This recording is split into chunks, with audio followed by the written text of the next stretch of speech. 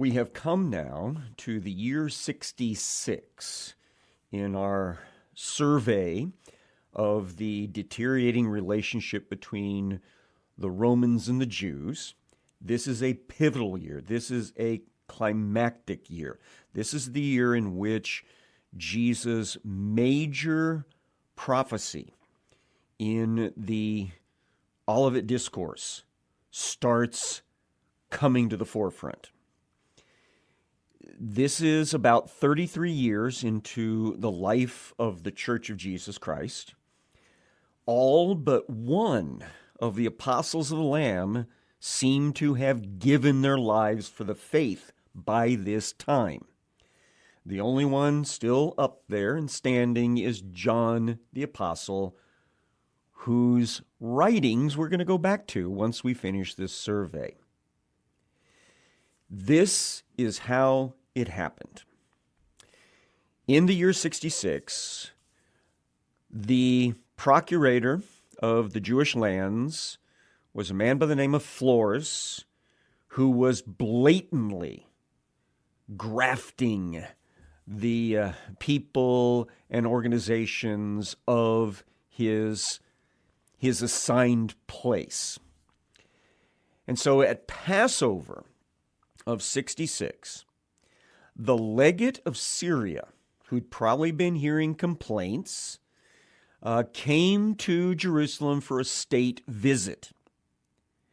And the leadership complained about Florus to the legate Gallus, whose first name is the one we know better, Cestius, right in front of Florus, complained all about him. Florus tried to laugh the whole thing off. He thought they were they were overreacting and they were misinterpreting things that he'd been doing. But Cestius told the Jewish leadership and the Jewish people publicly that Florus was going to do better in the future. Once the Passover was finished, Cestius went down to Caesarea on the coast to catch a ship back to Syria, back to Antioch. Once he was gone, Florus immediately started working on a way to get the Jewish people to openly revolt against him and therefore against Rome, because his intention was that if they were in open revolt, anything that he had done might be forgotten in dealing with that insurrection. And he was concerned that there would soon be official complaints sent to Nero.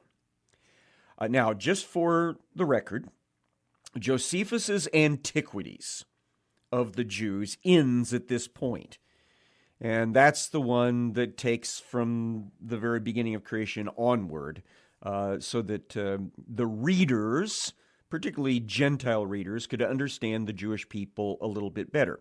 He actually wrote that quite a few years after the destruction of Jerusalem and the end of the independent or semi-independent Jewish state. But his Wars of the Jews really starts to shine at this point. So if you are interested in all the fine details of the final battles between the Romans and the Jews, go and read Josephus's Wars. But let's just stick with the highlights for our own purposes here. When the second month of the Jewish year came around in 66. So we're talking about the middle of April and then the beginning of May. The Caesarian Greeks had managed to convince Nero in their appeal that they should be the primary governors of the city of Caesarea on the coast. You may remember that there was a debate as to whose city was Caesarea. It was built by Herod the Great, who was Jewish, but he included a lot of Gentile temples and buildings, and so they said it's a Gentile city. Well, it was this city that Josephus describes as being the ignition point for the war. There was a Caesarian Gentile landlord who permitted the Jewish people to rent one of his properties as a synagogue. He wouldn't let them buy it outright. He simply rented it. And he now decided to let other buildings be built all around this rental property that was being used as a synagogue. And by doing this, he narrowed the public access to the front door to the synagogue. On the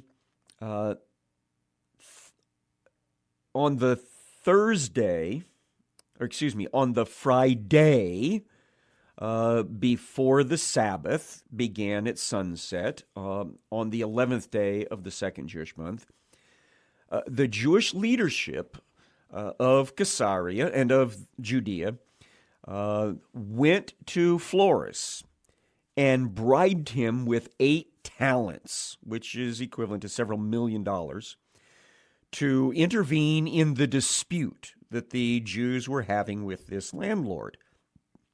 Well, Florus took the money, and then he left town without doing anything about it. On the following day, the Sabbath day, it's basically the 26th of April, a Gentile came to that narrow access point and killed 2 doves on the top of an upturned pot, a pottery pot, right there in the middle of the path, which effectively made it impossible for Jewish people to get past this without touching it, which would make them unclean for their Sabbath day service. But it was bigger than that. You see, killing 2 doves in association with a pot and some water was a Jewish way of purifying yourself after leprosy had been cleansed out of your life. This was a reference to an ancient anti-Semitic trope that all the Jews had been forced out of Egypt because they had leprosy. And that's what the Exodus really was about. Now, of course, when the Jews realized they could not get to their synagogue, they were very upset. And there was fighting between them and the Gentiles nearby. And it wasn't until a Roman official, he was the head of the military there at Caesarea, came and removed the pot and the 2 dead birds that they could actually get into their synagogue.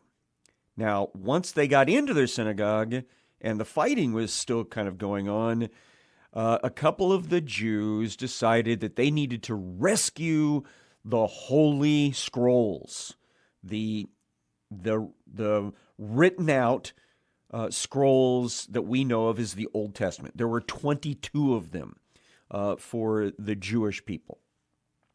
And so they grabbed them and they took them away to another city because they felt that this place had now become unclean and not viable as a worship site. Probably on the next day, the leadership who had bribed Florus and got nothing for it followed him over to Sebaste, which is the Herodian name for Samaria. And they went there to complain to him about all of this. And one of the things they complained about was we had to remove the scrolls from the synagogue and take them farther away in order to preserve their sanctity. The moment he heard that, he arrested them for breaking a Roman law from Augustus's time that was originally intended to protect Jewish sacred scrolls. Let me read to you from the book of Antiquities, where Josephus actually recorded the original law. This is what it says, quote, "If anyone be caught stealing their holy books or their sacred money, whether it be out of the synagogue or public school, he shall be deemed a sacrilegious person, and his goods shall be brought into the public treasury of the Romans." End quote. So you can see what Florus is doing here. He's actually turning Roman laws on their heads in order to provoke these Jewish people into outright rebellion. Didn't quite get it done yet, so he continued. On the next day, apparently the 14th of the second Jewish month, he confiscated 17 talents out of the temple treasury. That's roughly $20 million. And he said that this was for Emperor Nero. And this brings about the inevitable protests from the Jewish people, which is exactly what Florus is looking for. And one of the things that they do is some of them are going around with a begging basket, asking people, alms for Florus, alms for Florus, put some coins in for Florus. He's so poor, he needs it. And they were clearly mocking the procurator for his recent stealing of Jewish temple funds. So on the 16th day of the second Jewish month, Florus is at Jerusalem now, and he orders that those mockers be turned over to him for punishment. Now, the Jewish leadership, who's trying to keep things calm, begged him to understand that they could not identify with any specificity who it was that had been mocking him, and besides, he should consider that these are just a bunch of young hotheads who didn't know better. Well, Florus responded to that by ordering his troops to use violence and go into the upper marketplace, which is in the western and the north part of the western side of Jerusalem. And 3,600 Jews ended up being killed in that action. And not a few of the people affected were Jewish Roman citizens of high standing. They were, some of them, caught and beaten, and others were caught, beaten, and then crucified, all of which is a direct violation of their Roman rights. Queen Bernice was in town. Remember, the second month is going to be between the Passover festivals of the first month and the Pentecost observances at the beginning of the third month. So she had been there for Passover, probably with her brother, King Agrippa II, during Passover. King Agrippa then took off to Egypt in order to congratulate a Jewish man, be he secular, but a Jewish man that had just been declared the prefect, the Roman prefect of all of Egypt. But Queen Bernice stayed around in Jerusalem and was going through some sort of Jewish vow ceremony, which required her to go barefoot. Now, we don't know exactly what this vow is. It's certainly not something from the Old Testament. It must be something more traditional of the Pharisees. But when she's hearing about all of this going on in the north part of the western side of Jerusalem, she's sending her representatives over to Florus as a queen and saying, you need to stop this. You need to get your people in control. You need to knock this off because they are violating the religious and Roman rights of these people. And he continued to ignore all her representatives. So she went over there to talk to him herself. And he had his people try to attack her. And she barely got out thanks to her security detail. She goes back to her own palace on the west side of town, and she locks herself in and waits for all of this craziness to pass. The following day, on the 17th day of the second month, the Jewish people gathered in the ruined upper city marketplace to mourn the deaths of all the people that had been killed there the day before. The Jewish leadership are begging these people, don't riot. No matter what he does, don't riot. And then they go and talk to Florus. And Florus says, the only way you can convince me that your people are not in outright rebellion is that they need to welcome with great politeness and excitement the next two cohorts of soldiers that are on their way here right now.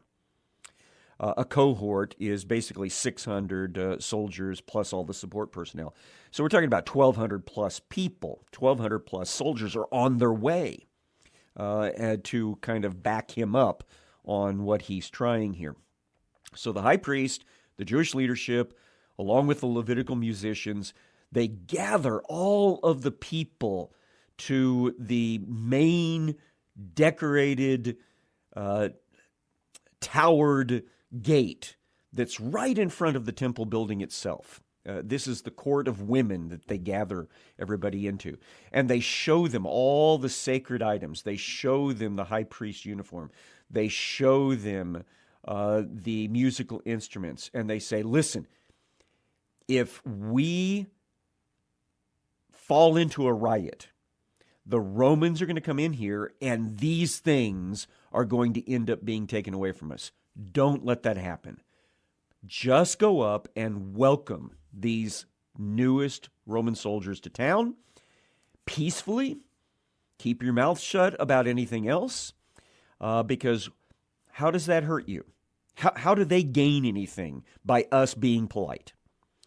And so they agreed, the crowd agreed, and so they went out, but they did not know that Florus had already sent messengers to his cohorts that when they arrived the next day, no matter what the Jewish people said to them politely, they were not to respond whatsoever in a polite fashion. They were supposed to be totally stone-faced and ignore all the greetings.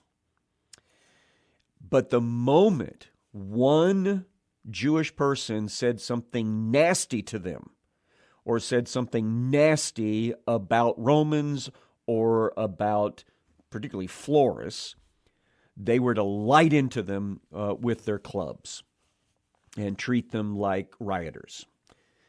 Well, the next day, the 18th day of the first Jewish month, which was the preparation day for Sabbath, it's a Friday, the Romans arrive at the new gate, the new city gate area on the north side of Jerusalem. They're actually not very far from where I believe the authentic Golgotha was located. And when the Romans don't acknowledge the peaceful greetings, a bunch of younger Jewish guys start talking down about Florus. And so the soldiers light into them with the clubs. Some of the officers start chasing people away using their horses, and a stampede occurs, and a whole bunch of Jewish people end up dead. Now, Florus tried to march these two new cohorts into the Tower of Antonia, which was where Romans were stationed when they came to Jerusalem.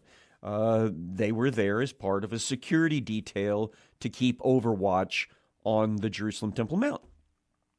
They were actually supposed to be backing up the Jewish security temple forces.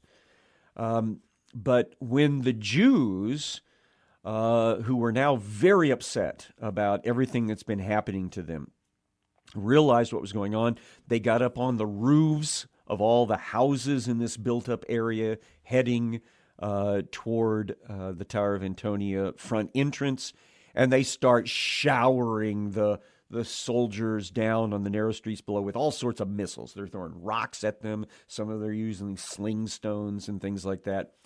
And so Florus orders his troops to divert westward and join him in the established camp that he already had at the Upper Palace on the west side of town. The Jewish people, having seen that what Florus was doing was trying reinforce the number of Roman soldiers at the Antonia Tower, which probably would have brought it up to well over 2,000 soldiers that might have been there through this. When they realized that his goal was to use the Tower of Antonia as an access point to the temple, these Jews, or at least some of these Jews, went to the Tower of Antonia, not the Tower of Antonia, but went into the porticos on the north side of the Temple Mount, and they broke down the bridges that connected the Tower of Antonia to the temple complex. Now, this looks different, the way I'm describing this, than to a lot of the presentations of the Tower of Antonia's connection to the Temple Mount. I believe that they were never sharing the same wall. I believe that the Tower of Antonia was a separate complex with a major road between the south wall of the Tower of Antonia and the north wall of the temple. And that these bridges were the convenient access point for the security forces moving from one to the other. And so by breaking down these bridges, they guaranteed that there would be no easy access for Roman soldiers into the temple complex.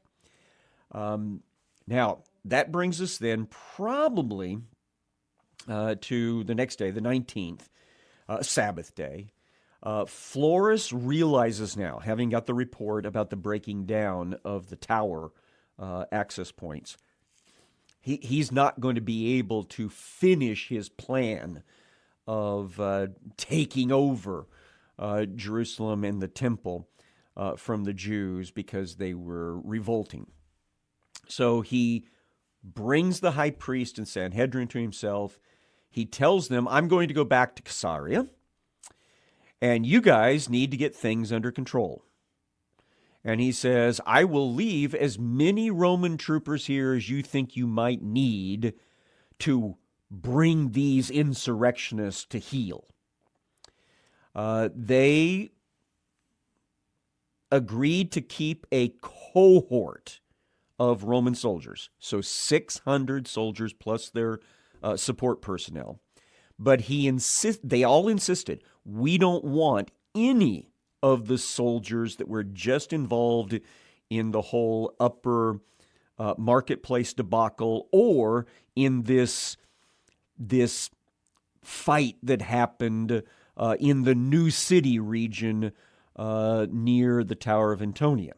Only give us people that weren't directly involved in those things. And so he agreed, and then he and his two reinforcement cohorts left, and left one cohort camp that would back up the Sanhedrin, and another cohort that was probably already stationed at the Antonia Tower. Immediately, Florus wrote a letter to Legate Cestius of Syria accusing the Jews of insurrection. The Jewish leadership, including the high priest and Queen Bernice, sent their own letters of accusation to Cestius about Florus. And so when he receives these dueling reports, Cestius, up in Syria, has to determine who's giving him the more accurate picture. So what he does is this. He sends one of his most trustworthy tribunes. So that's a top military officer. Tribune means commander over 1,000 plus men. So he tells Neapolitanus, I need you to go on an immediate mission to Judea and assess the situation there. Because I don't want to go down there with a whole bunch of military forces if it's not needed. And so that is what Neapolitanus does. Now, interestingly enough, he does not go straight to Jerusalem.